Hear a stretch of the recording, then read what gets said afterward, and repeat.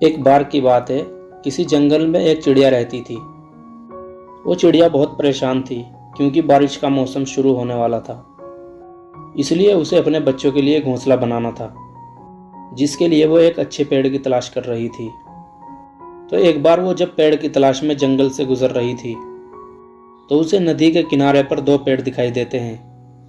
वो चिड़िया पहले पेड़ के पास जाती है और उस पेड़ से कहती है कि ए पेड़, तुम्हें पता है बारिश का मौसम शुरू होने वाला है, क्या तुम मुझे अपने ऊपर एक घोंसला बनाने दे सकते हो?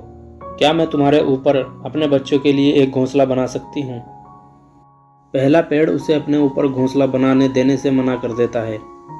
फिर वो चिड़िया दूसरे पेड़ के पास जाती है और वो दूसरे पेड़ को भी रिक्वेस्ट करते हुए बोलती है कि क्या मैं तुम्हारी टहनियों पर अपने बच्चों के लिए घोंसला बना सकती हूँ? दूसरा पेड़ चिड़िया को घोंसला बनाना देने के लिए हाँ कह देता है।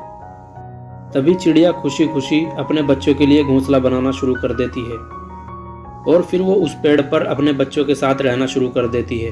कुछ दिन गुजरने के बाद जब बरसात का मौसम शुरू होता है तो बहुत ही ज़्यादा तेज़ बारिश होने लगती है और पानी का बहाव बहुत तेज़ होने लगता है, जिसकी वजह से पहला पेड़ उखड़कर नदी में बहना शुरू हो जाता है। ये देखकर चिड़िया हंसते हुए बोलती है कि जब मैंने तुम्हें घोंसले के लिए कहा था तो तुमने मुझे मना कर दिया था और आज तुम्हें तुम्हारे उसी रूठे स्वभाव का फल मिल रहा है। तुम्हारे साथ ऐसा ही होना चाहिए था। तभी उस पेड़ ने मुस्कुराते हुए उस चिड़िया से कहा कि मैं जानता था मेरी जड़ें बहुत ज़्यादा कमज़ोर हो चुकी है और मुझे पता था मैं इस साल की बारिश में नहीं टिक पाऊंगा और मैं तुम्हारी और तुम्हारे बच्चों की जान खतरे में नहीं डालना चाहता था। यही वजह थी जो उस दिन मैंने तुम्हें मना कर दिया था और हो सके तो मना करने के लिए मुझे माफ़ कर देना। ये कहते हुए वो पेड़ नदी में बह जाता है। इस कहानी से हमें ये सीख मिलती है कि किसी के भी इनकार को उसकी कठोरता मत समझिए। हो सकता है वो आपके फ़ायदे के लिए ही ये सब कुछ कर रहा हो। जैसे हमारे पेरेंट्स हमें कहीं भी जाने से मना करते हैं क्योंकि उन्हें हमारे भविष्य की चिंता होती है।